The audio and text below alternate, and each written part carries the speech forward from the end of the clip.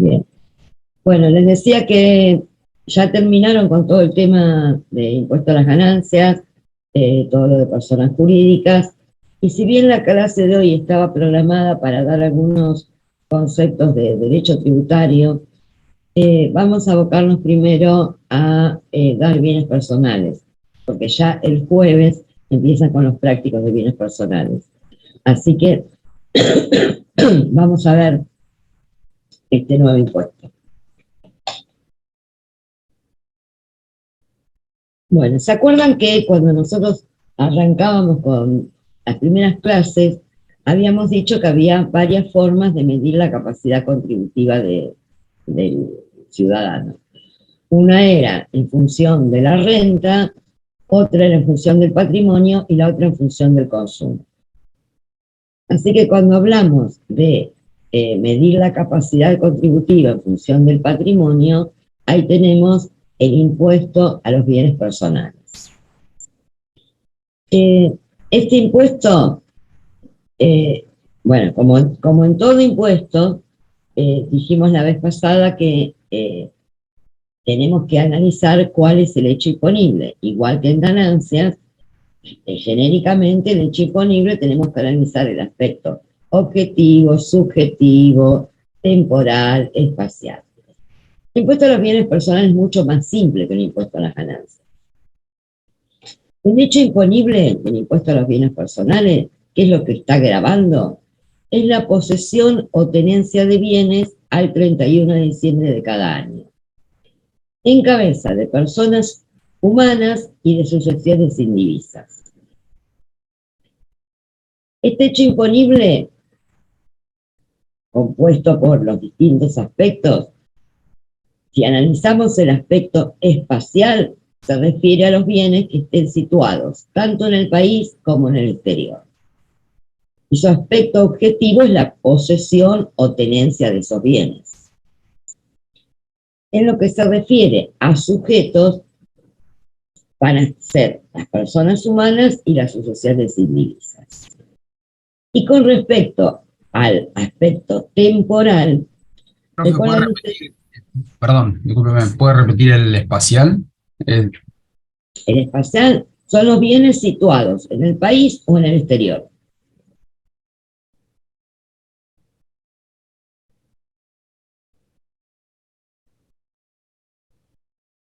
Ahora bien, que similar a lo que es el impuesto a, bueno, no, les decía el aspecto temporal. Recuerden que habíamos dicho en el impuesto a las ganancias, el hecho imponible es un hecho imponible de ejercicio, que va acumulando las rentas de todo el año. En cambio, en el impuesto a los bienes personales, se trata de un hecho imponible instantáneo, porque se va a considerar la tenencia o posesión de bienes al 31 de diciembre de cada año. Y todas las variaciones que se produzcan durante el año no tienen ninguna consecuencia en el impuesto sobre los bienes personales. Es como si sacáramos una fotografía al 31 de diciembre de los bienes que tiene una persona física o una sucesión indivisa. Ahora bien,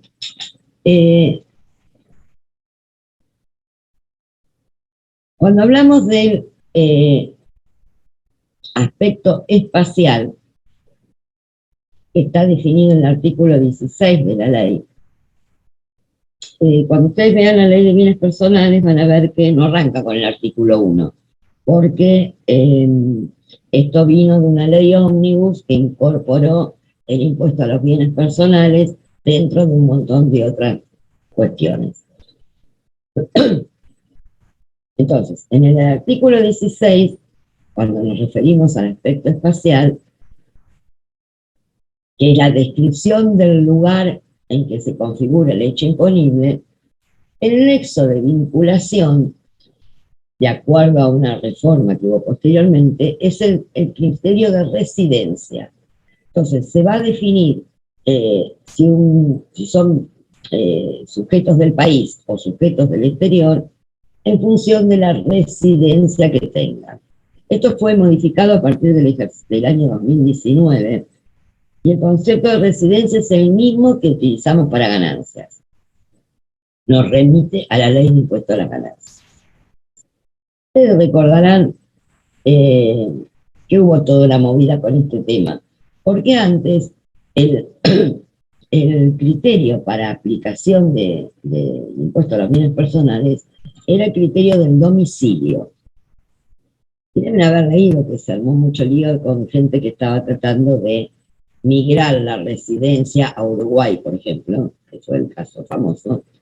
Entonces, se pretendía evadir el impuesto a los bienes personales cambiando el lugar de residencia. Antes con el domicilio, simplemente con acreditar un domicilio en el exterior, era mucho más fácil. Pero ahora es el concepto de residencia igual que el impuesto a las ganancias. Igual que el impuesto a las ganancias, ¿cómo va a ser? Si es un residente argentino, va a tributar por los bienes en el país y por los bienes en el exterior, así como en ganancias tributan por las ganancias en el país y las ganancias en el exterior.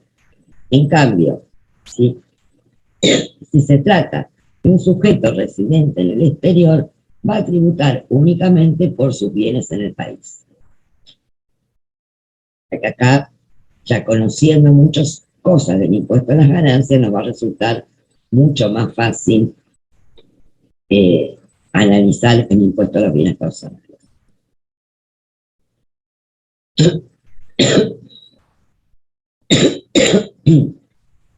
Entonces, una consulta. sí.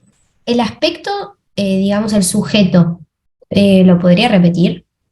Los sujetos son las personas humanas y las sucesiones indivisas. Gracias. Pero voy a compartir una pantalla, ¿no?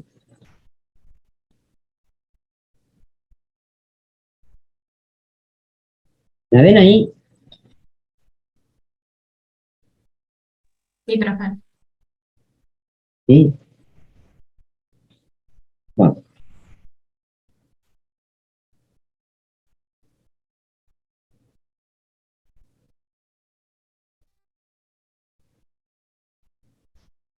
Entonces, les decía, el aspecto objetivo dijimos que era la posesión o tenencia de bienes, situados en el país y situados en el exterior. Y el aspecto subjetivo son las personas humanas y sucesiones indivisas residentes en la República que van a tributar por los bienes situados en la República y por los bienes en el exterior. Y las personas humanas y sucesiones indivisas del exterior van a tributar únicamente por sus bienes en el país. Lo que les dije de la residencia, que antes era el domicilio, y a partir del periodo fiscal 2019 se tiene en cuenta la residencia del sujeto. La asociación indivisa, bueno, es el concepto que ya sabemos de ganancias, el periodo que va entre el fallecimiento del causante y la declaratoria de herederos. Entonces, si fallece el causante y al 31 de diciembre todavía no hay una declaratoria de herederos, va a tributar la sucesión indivisa por los bienes que se transmitieron a la sucesión, o sea, el 100% de los bienes propios del causante y el 50% de los bienes gananciales. Con respecto a la sociedad conyugal, pasa parecido a lo que pasó con el impuesto a las ganancias. Si ustedes van a leer la ley, el texto que dice que le corresponde atribuir al marido los bienes propios y los bienes gananciales, salvo que la mujer los haya adquirido con el producto de su profesión, oficio, empleo. El tema fue con el matrimonio igualitario, la ley de matrimonio igualitario, que quedó desvirtuado esto, porque únicamente, digamos, no está el concepto de marido y mujer, sino que está el concepto de contrayentes. Por lo tanto, a diferencia de lo que pasó en el impuesto a las ganancias, que hubo una reforma en la ley, acá no se reformó la ley, quedó vigente lo que era la circular de la FIP con el mismo criterio que para ganancias, donde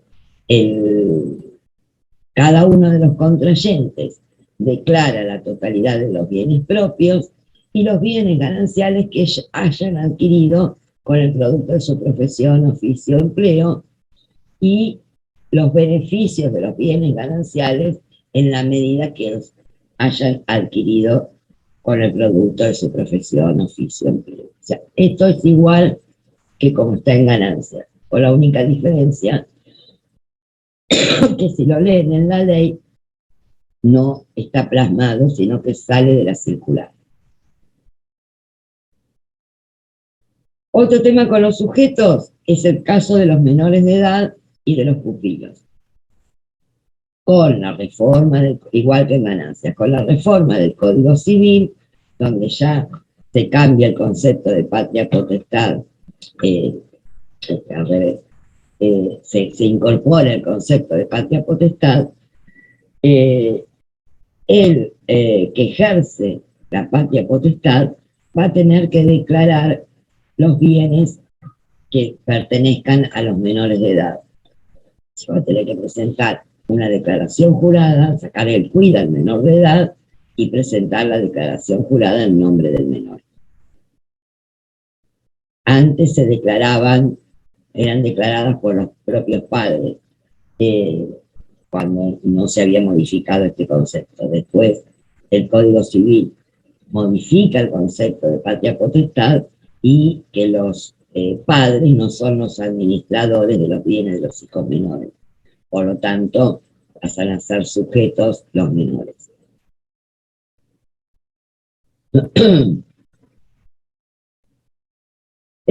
Funcionarios públicos que estén en el exterior. Bueno, esto es igual que en ganancias también. Se los considera residentes en el país, aunque estén en forma continua en el extranjero, y por lo tanto, al ser considerados residentes en el país, van a tributar por sus bienes en el país y sus bienes en el exterior.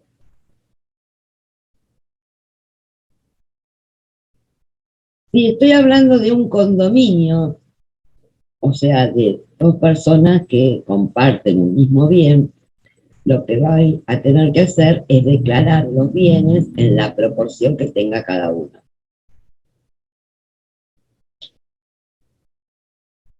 Y otra cosa especial que hay es con respecto a los casos de cesión de la nuda propiedad con reserva de usufructo. Creo que es muy común, sobre todo en las personas mayores, que deciden, para evitar todo el trámite sucesorio, deciden transferir la propiedad a nombre de sus hijos, pero se reservan el derecho de usufructo. Si esa situación se da y es un contrato de tipo gratuito, el que va a tener que seguir declarando el bien es el cedente. En cambio, si tuviéramos un contrato de cesión de la nuda propiedad con reserva de usufructo, pero de tipo oneroso, el bien lo van a declarar por mitades, mitad del cedente y mitad del cesionario.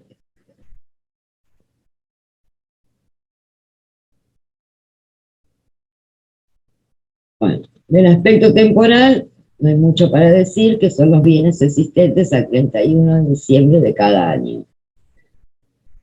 Como este impuesto es un impuesto nacional, recordemos que los impuestos nacionales, la potestad tributaria la tendrían las provincias por la Constitución Nacional. Sin embargo, la Nación los puede aplicar en casos de emergencia y por tiempo limitado.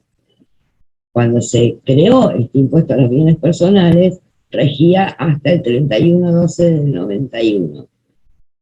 No, perdón, desde el 91 hasta el 31/12 del 99, eran 9 años. Y así se fue prorrogando, y ahora la última prórroga es hasta el 31/12 del 2027.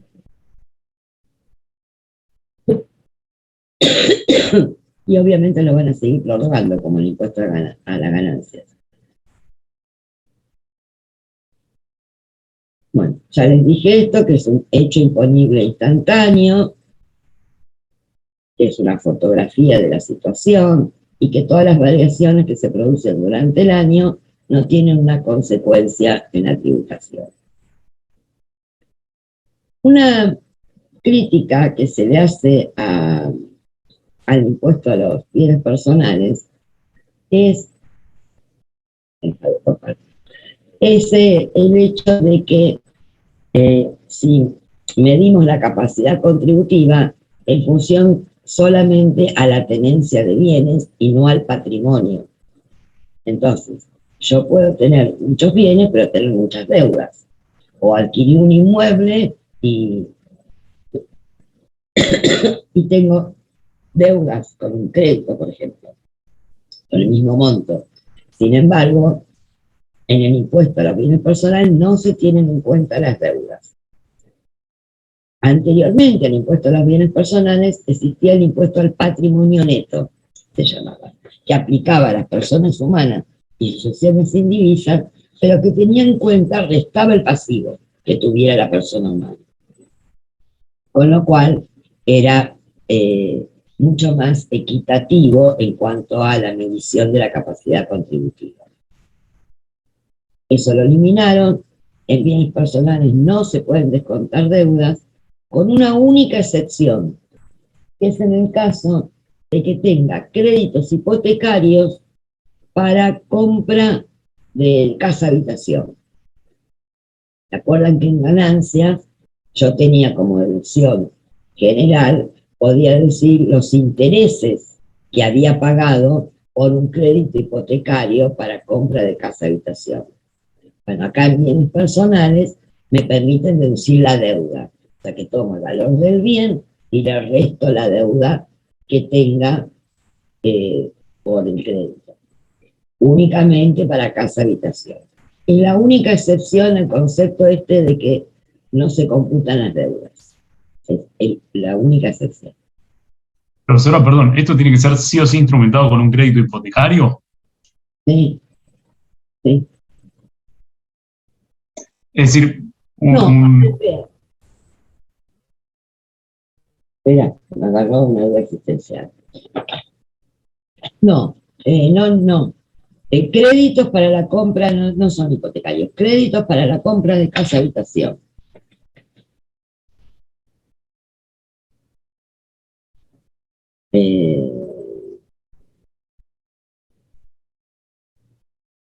Acá lo busco, estoy buscándolo.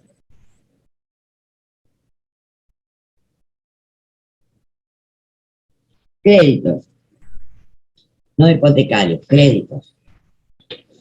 Ok, gracias. O sea que en ese caso lo que habría que declarar es el valor total de la vivienda y restar la deuda. Y si la vivienda está en construcción, por ejemplo, es decir, se hace un anticipo para que se construya esa casa-habitación y por el terreno, pero todavía no hay nada, solamente un terreno que se va a construir.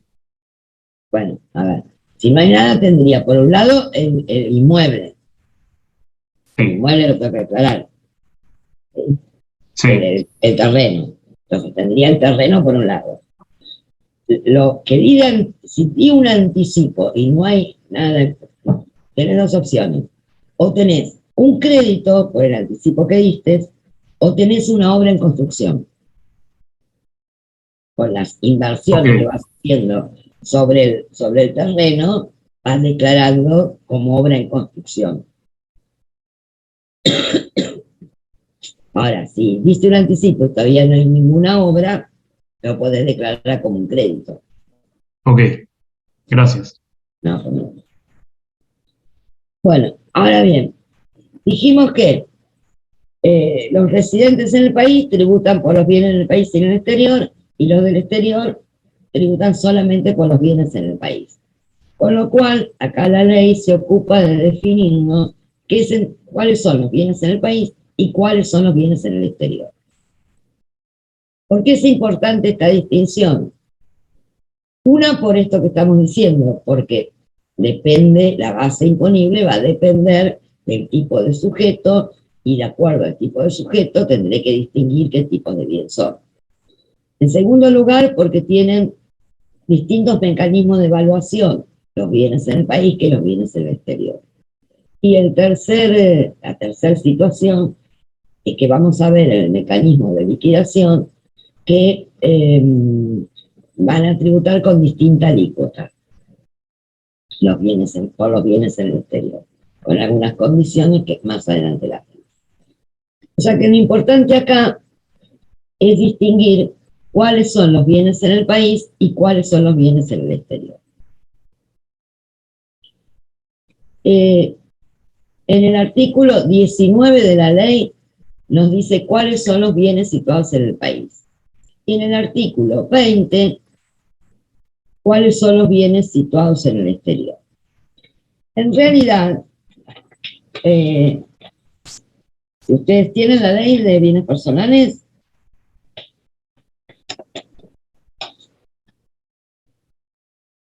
¿tienen la ley a mano? ¿O la bajaron del A24?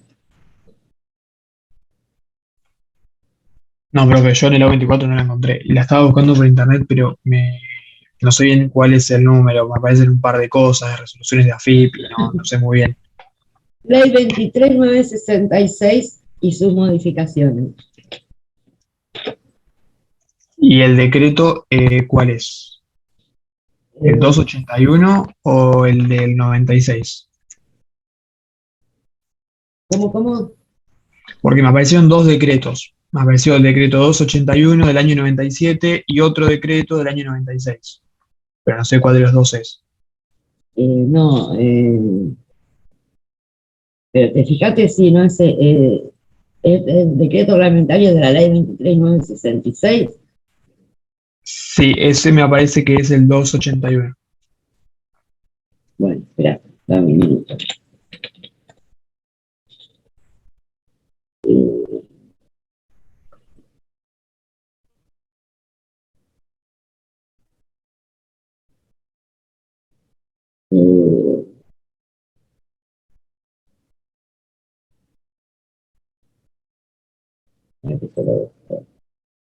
¿Puedo decir que no lo subieron a la 24? Yo me fijé hace un rato y no lo encontré. En la sección de bienes personales hay como una solapa y ahí no había nada. No, en la sala no estaba así, eso es una cosa.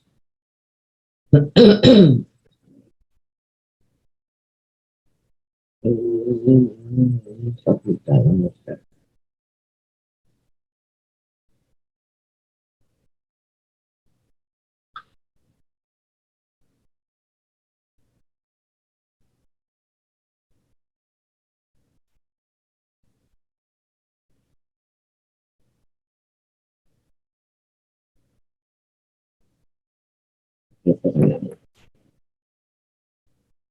¿127? No me acuerdo quién me estaba preguntando.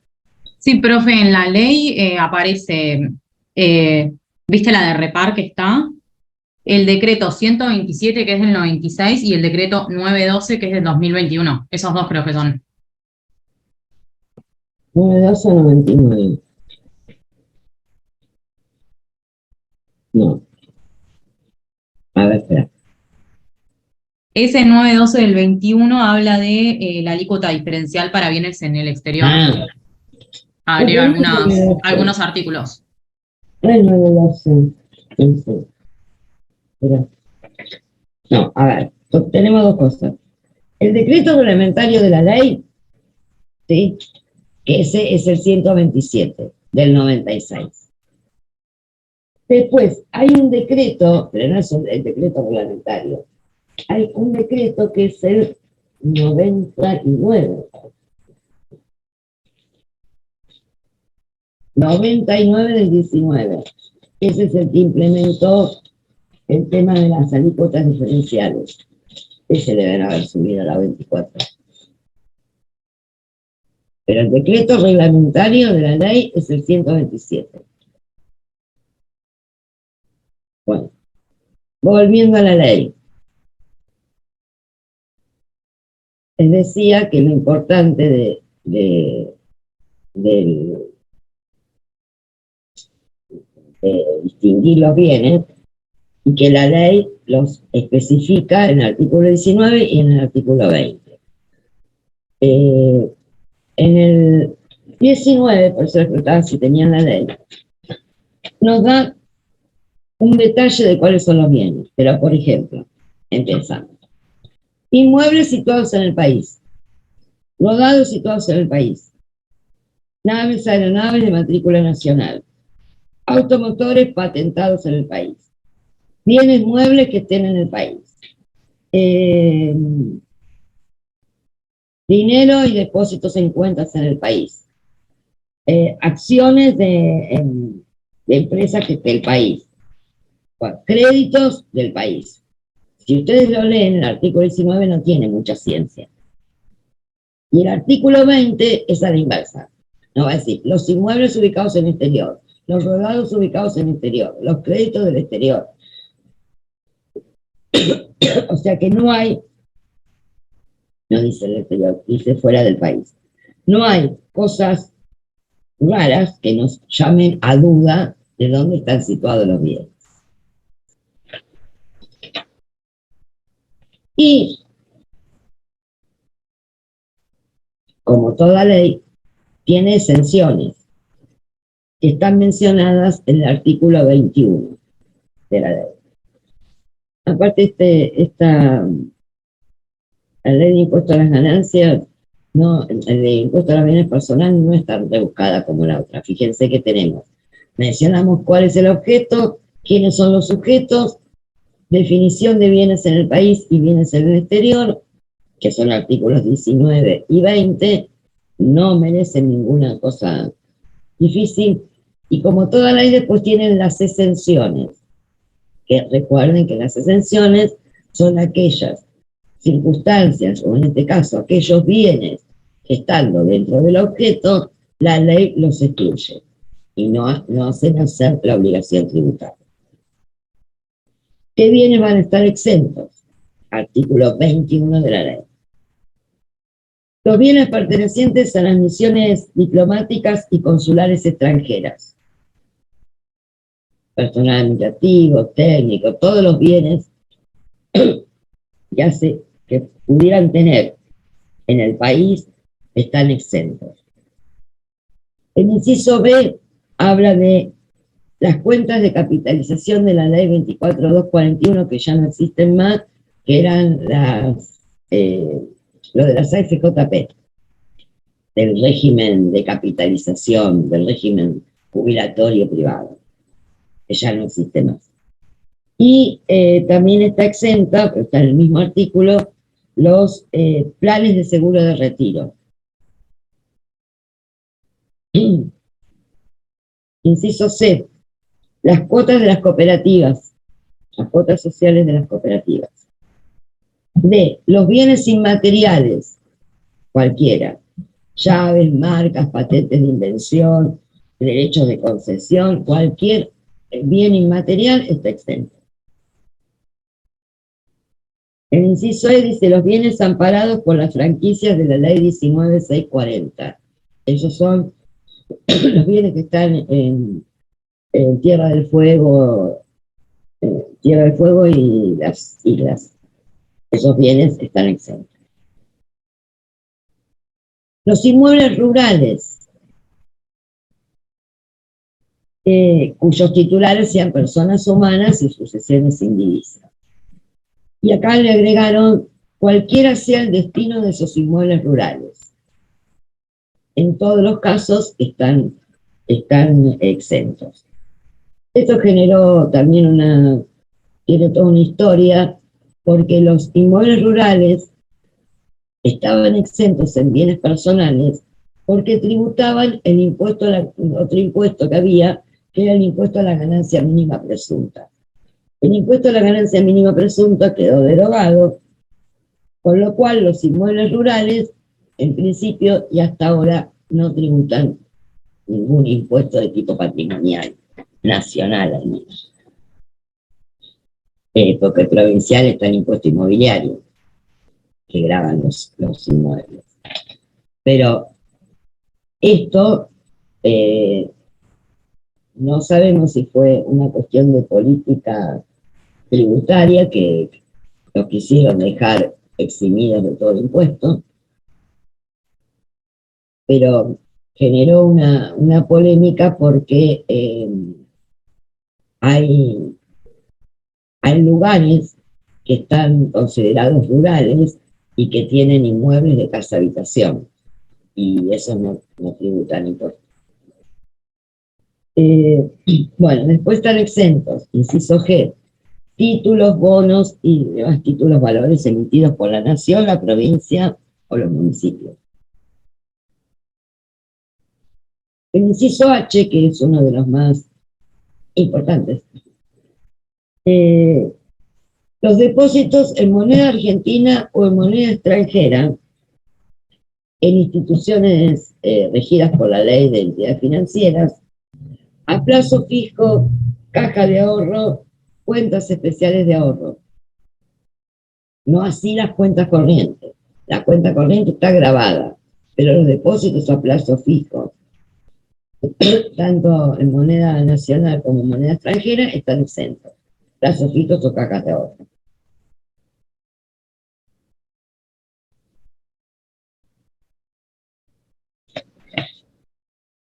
Y ahí, y esto off the record, de ahí que cuando está llegando diciembre, salen artículos de decir, ¿cómo puede hacer para disminuir el impuesto a los bienes personales? No lo dicen así, pero dice, bueno, saque todo lo que tenga en la cuenta corriente, porque eso está grabado, pase un plazo fijo, porque eso está exento, o compre títulos que también están exentos.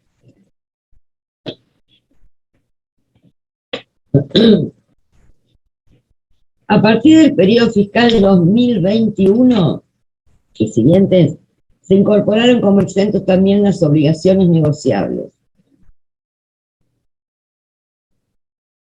que cumplan ciertos requisitos, que son los que están en otra ley, que tienen que ser esas obligaciones negociables, tienen que haber sido a través de oferta pública. El siguiente inciso también, los siguientes dos incisos también fueron incorporados a partir del 2021, que son todos los instrumentos financieros que se destinen a fomentar la inversión productiva, que los haya los creados por el Poder Ejecutivo, ¿no? Y las cuotas partes de fondos comunes de inversión.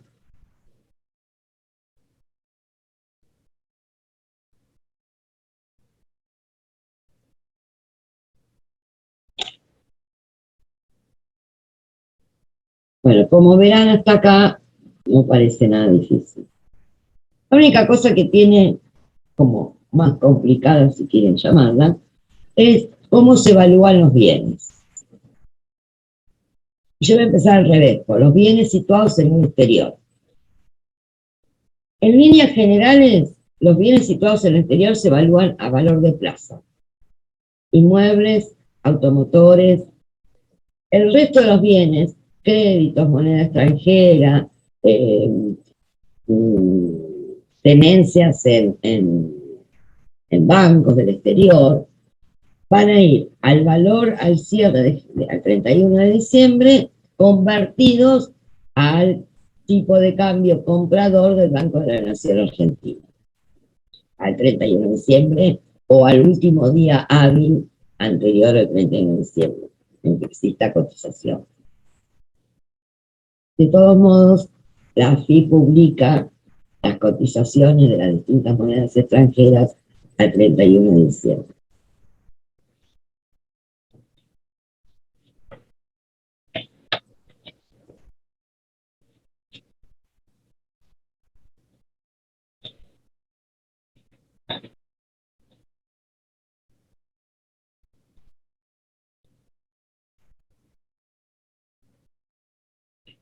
La única cosa distinta en los bienes del exterior son los títulos públicos del exterior, o títulos valores, que van a estar valuados, si cotizan en bolsa, al valor de cotización.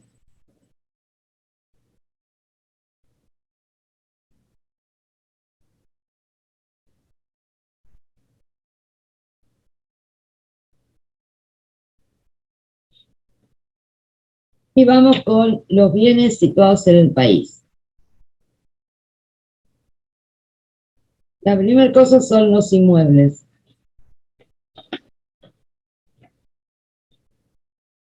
Inmuebles puedo tener inmuebles comprados, ya construidos, o inmuebles que haya construido. Si son inmuebles comprados, bueno,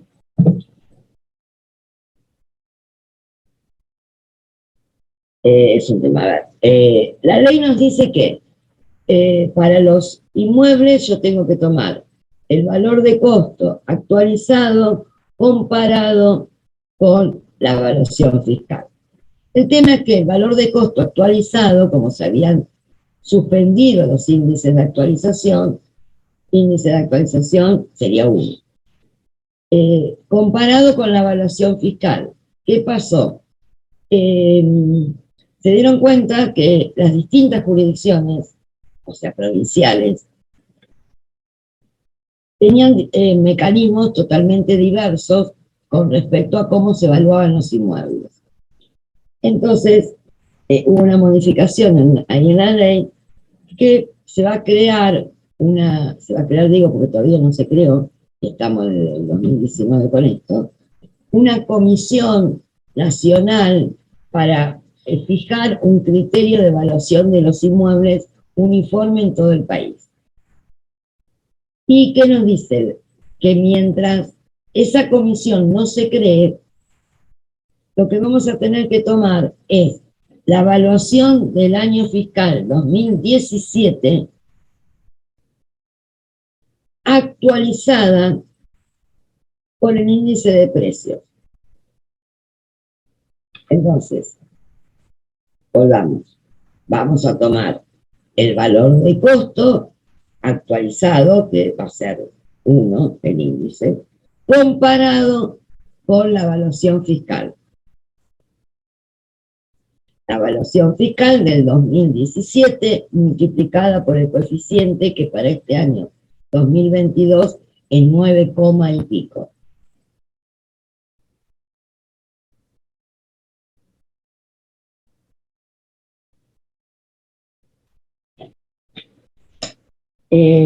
Obviamente, bueno, para mí es obvio, no sé si para ustedes también, cuando hablamos del valor del inmueble, es neto de amortizaciones acumuladas, o sea, es el valor de costo menos las amortizaciones acumuladas. Y las amortizaciones acumuladas van a ser igual que en ganancias. ¿Se acuerdan que era la amortización trimestralmente por trimestres? Entonces voy a tener que ver cuántos trimestres pasaron desde que compré el inmueble para calcular la amortización acumulada y tener el valor residual.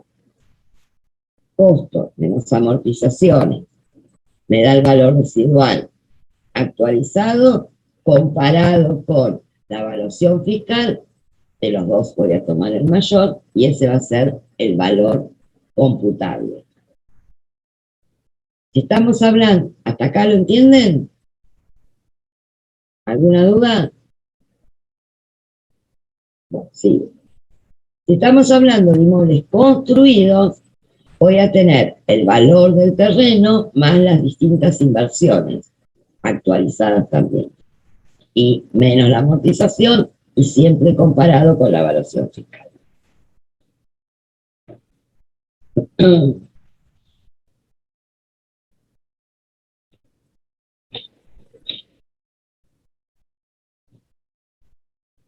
¿Yo entendí mal o la actualización, digamos, el índice de actualización es 1? Claro, porque el tema es que se cortaron los índices de actualización. Fíjate que en el impuesto a las ganancias también arrancamos a partir de los bienes adquiridos a partir del 2018, recién se actualizan. Anteriormente, como supuestamente fue con la ley de convertibilidad y ahí quedó, los índices se discontinuaron. Entonces, no sé, te va a quedar, si yo compré un inmueble en el año 80, el índice de actualización es 1. Ahora, si compré un inmueble en el año 2020, estoy liquidando el 2022, ahí sí tengo la posibilidad de actualizar el inmueble. El coeficiente ya aparece. Listo.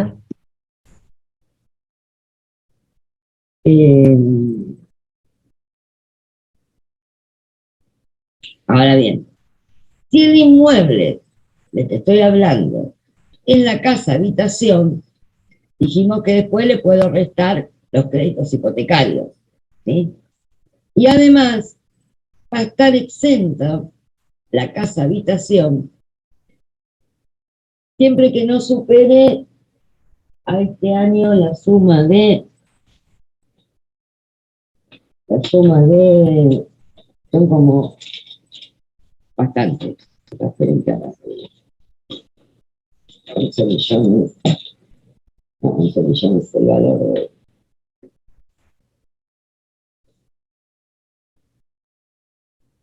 56.410.000 pesos.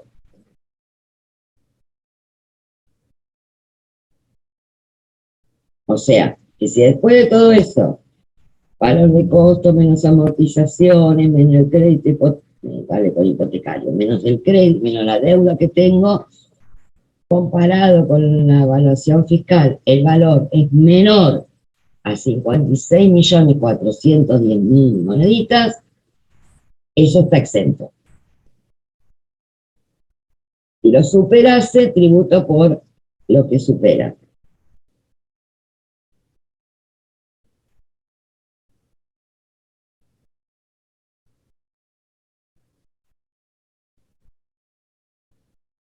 Esto fue una reforma también a partir del 2018. Antes no había exención para casa habitación, con lo cual, y los mínimos para tributar impuestos a los bienes personales eran muy bajos, con lo cual cualquiera con una casa y un auto ya tenía la obligación de tributar bienes personales. Se modificó, se eximió la casa habitación y se ampliaron los mínimos.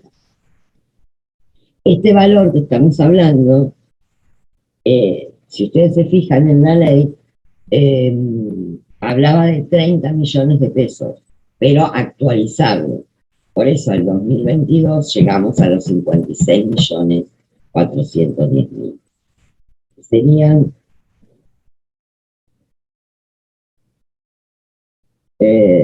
¿como cuántos dólares serían?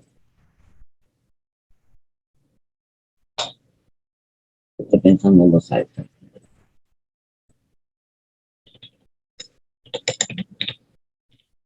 $200 a $250. Sí. Bueno, 250 que es el oficial. Pero...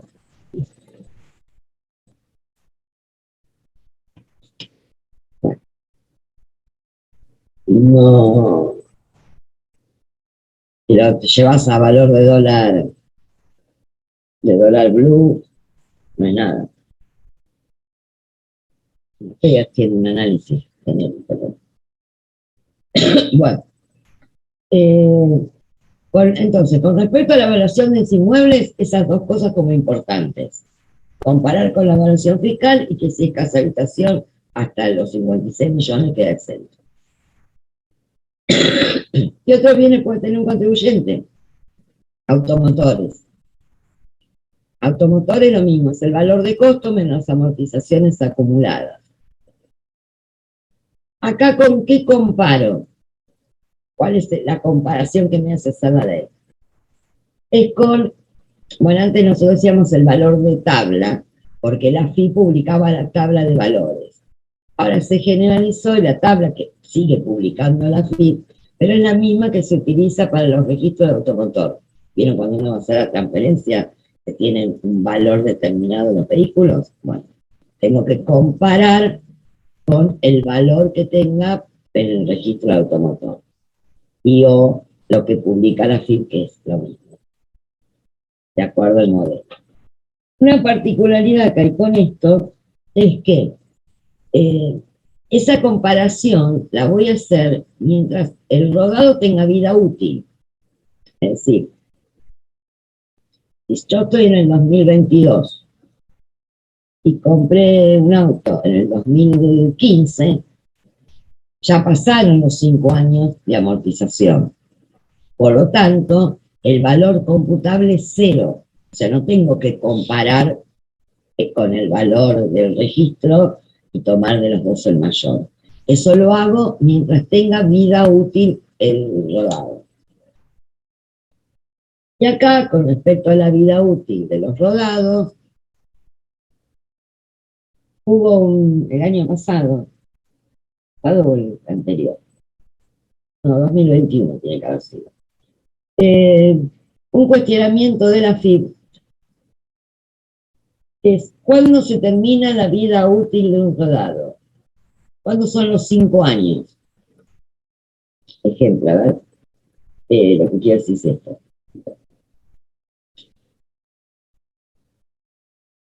Yo compré un rodado en el 2018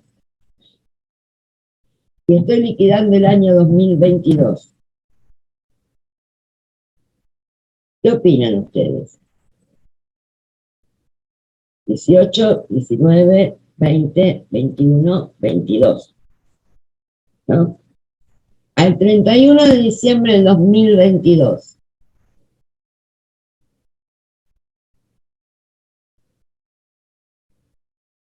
Tengo que comparar, no tengo que comparar con la tabla, ya pasaron los 5 años, no pasaron.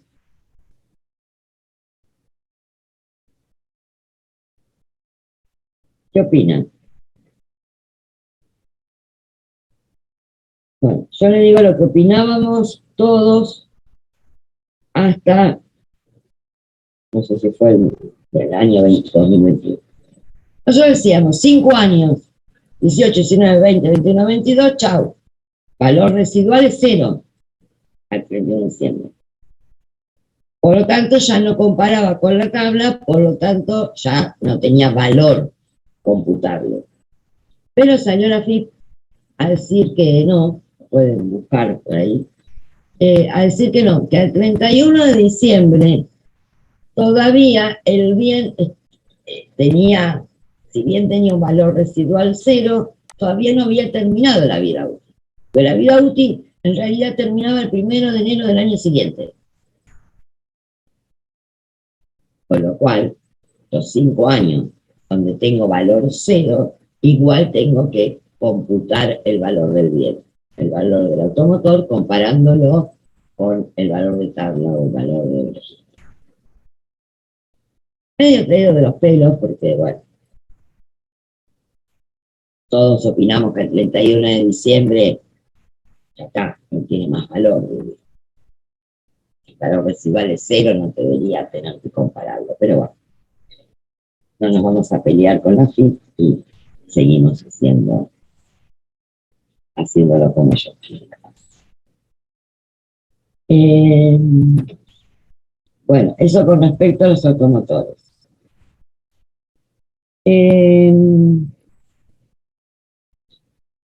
Depósitos y créditos. Depósitos en moneda argentina, voy a tener que computar con los intereses devengados al 31 de diciembre, pero ya les dije, si estamos hablando de plazos fijos y cajas de ahorro, esas están exentas, digamos, la evaluación la tengo que hacer igual, pero no lo computo como exento. Y las cuentas corrientes van al valor que tengo el 31 de diciembre, y lo que sea depósitos y créditos en moneda extranjera, los tengo que convertir a moneda nacional, también con intereses devengados.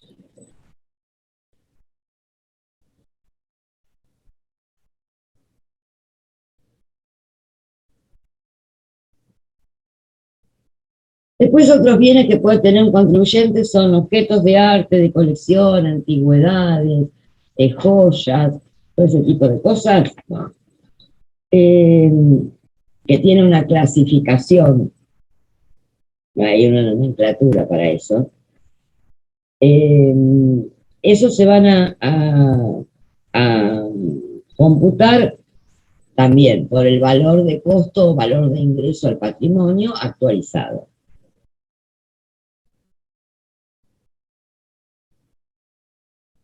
Y después hay un artículo genérico. Bueno, no, puedo tener también cualquier otro bien que no esté mencionado en los artículos anteriores, dice la ley, se van a registrar a su costo. Por ejemplo, un profesional que tiene bienes de cuarta categoría, tiene computadoras, escritorios y demás, los va a computar al valor de costo.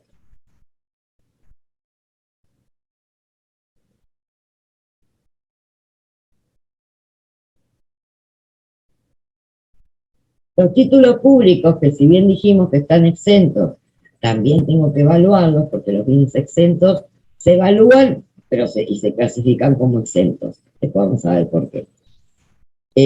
No tributan impuestos, pero hay que evaluarlos. Los títulos públicos que coticen en bolsa, el valor de cotización.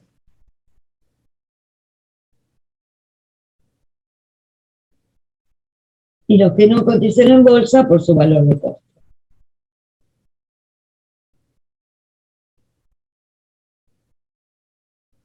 Acciones, las que cotizan en bolsa, van a ir al valor de cotización, y si no, va al valor patrimonial proporcional.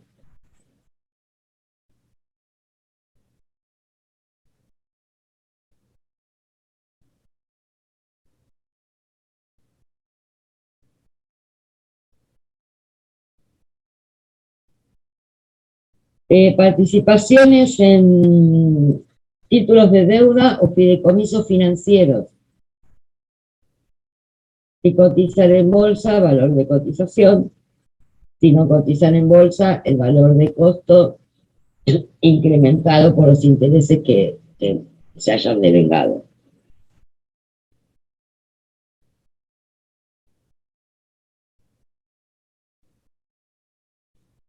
Y después hay un inciso que habla de los bienes del hogar y de uso personal. Bienes del hogar. Cocina, heladera, muebles, bienes del hogar en general. Ahí nos da una opción y nos dice, o los incorpora por su valor de costo actualizado,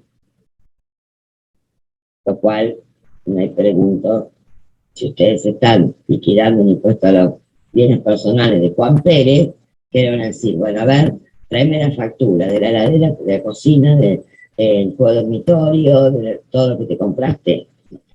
Entonces la ley, como ya saben eso, dijo, bueno, entonces te doy la opción de calcular en forma presunta esos bienes del hogar y de uso personal. Y esa presunción es que computarlos el 5%, escuchen bien, del total de bienes en el país, más inmuebles del exterior.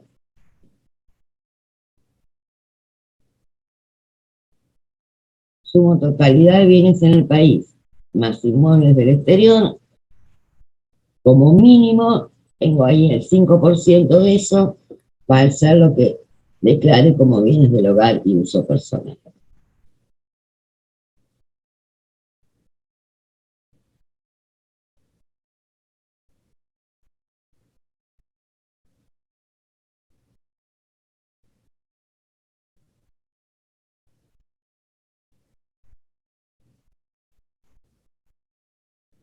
Un caso especial que está medio raro en legislado es el caso de los fideicomisos, los que no son financieros, los fideicomisos de administración. En los fideicomisos de administración, el fideicomiso va a ser, mejor dicho, el administrador del fideicomiso va a ser el que tribute el impuesto a los bienes personales en forma sustituta. Por lo tanto, los bienes que yo haya entregado a un fideicomiso no los tengo que computar en la declaración jurada mía personal del impuesto a los bienes personales. quedan excluidos de la liquidación. Salvo que el fiduciario no haya tributado el impuesto, entonces quedo con la obligación yo, contribuyente, de declararlo.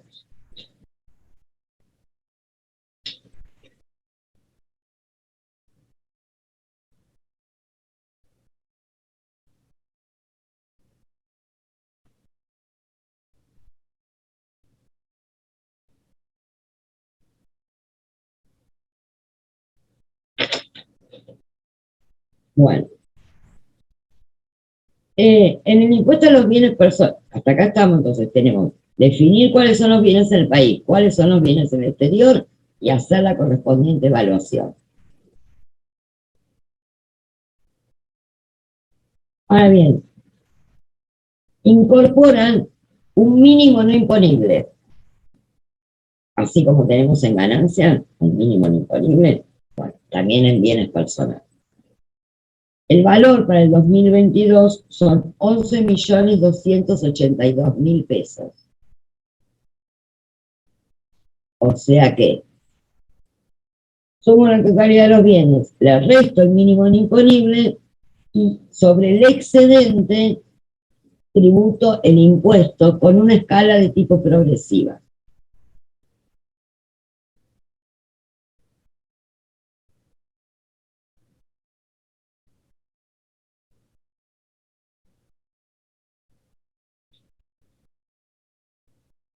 Bueno.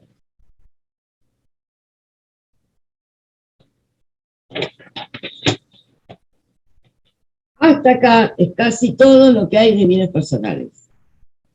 Lo que sigue ahora es cómo se liquida. Pero no lo vamos a ver. Lo vamos a ver la próxima clase. Porque van a ser los prácticos de objeto, sujeto, valuación, y después vamos a ver el tema de cómo se liquida. Así que como verán, el impuesto a las ganancias, que nos llevó un montón de tiempo y que todavía podríamos seguir hablando, en bienes personales no hay mucho más para hablar, ni mucho más para analizar. Esto tienen que agarrar la ley y los prácticos, y yo les diría que si pueden para el jueves lo resuelvan ustedes, cosa de aprovechar la Magalí.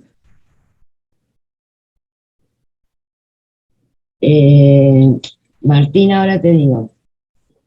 Acá Martina me hace una pregunta. Tener estos artículos de la ley y traten de resolver los prácticos. La ley, los artículos son así. Me pregunta Martina cómo son los artículos de la ley que hay que leer. Artículo 16 es donde está definiendo el objeto del impuesto. Artículo 17, los sujetos. Artículo 18 es el tema de la sociedad conyugal, que ya les dije que no es aplicable tal cual está en ese artículo 18, sino que es aplicable la instrucción de la AFIP de declarar los bienes propios de cada uno y los bienes que hayan adquirido con su profesión, oficio. El 19 te define cuáles son los bienes situados en el país. El 20, cuáles son los bienes situados en el exterior. 21, exenciones. 21 y 21 bis. 22, valuación de bienes en el país.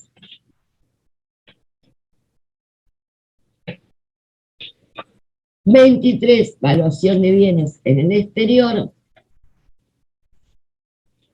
24, el mínimo no imponible. El 24.1 es el que dice, el que implementa el coeficiente de actualización. Y el 25 son las alícuotas. Y después está el 25.1 y el 25.2, que son no, el 25.1 y el 26, que son de responsables sustitutos. Como verán, es muy corta la ley. Y generalmente no tienen problemas con bienes personales. Lo más conflictivo de bienes personales es lo que vamos a ver en la próxima clase de aplicación de las alícuotas, cómo se aplican, y la responsabilidad sustituta. Esos son los dos temas importantes, donde yo veo que fallan por ahí en entenderlo o en plasmarlo. Después en la evaluación son cuestión de números. Yo quería ver, ¿te quedó claro, Martina? No tiene audio. Bien, perfecto. Me puso que sí, que le quedó claro. Y espero que les haya quedado claro a todos.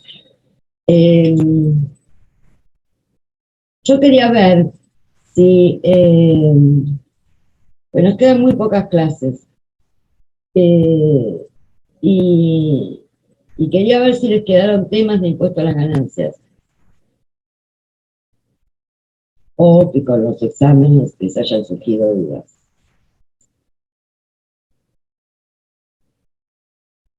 ¿No? ¡Qué suerte! Bueno, tenemos dos opciones. O dejamos la clase acá y nos vamos, o nos ponemos a ver los prácticos de bienes personales. Objeto, sujeto y demás. Elijan. A votación. Os escucho. Dejamos ahora, para la próxima clase, los prácticos los tienen que llevar hechos.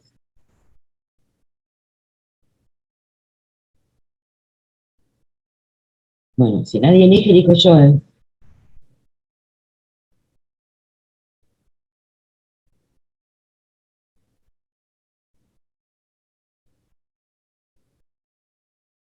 Lo hacemos para la próxima clase. Bueno, perfecto. Yo iba a decirles lo mismo. Aprovechemos que cortamos temprano, quédense en una horita más, agarren la ley, lean esto que les dije. Yo ya ahora, para no olvidarme, les voy a compartir este resumencito de bienes personales en el AO24 o se lo mando por mail a alguien para que se lo pasen. Tienen un grupo. Alguien me escribió antes que me escribió por los esquemas, alguien, no me acuerdo quién era, que quedé que se los mandaba por mail, pero como estaba complicada, le pedí a Patricio que se los activara en la página. Profe, perdón, ¿no es mejor que lo suba al AU si no le molesta? Bueno, ahora lo subo.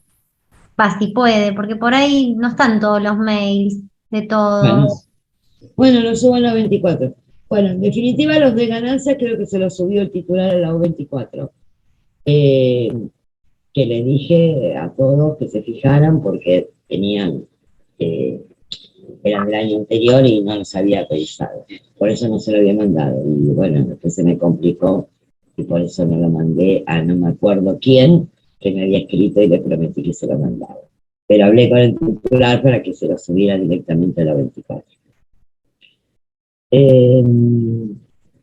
Bueno, la próxima clase vamos a ver el tema de liquidación. Yo les pido que lean esto, les subo este resumencito y hagan los prácticos. Creo que es el 74, fíjense, objeto, sujeto, yo me voy a avisar a Magali que den eso con ustedes. Así que de esos prácticos, lo único que van a hacer la próxima clase es sacarse dudas. ¿Está? Nada más. De algo que no hayan entendido, de cómo se liquida algo. Bueno, no me pasan el presente. Bueno.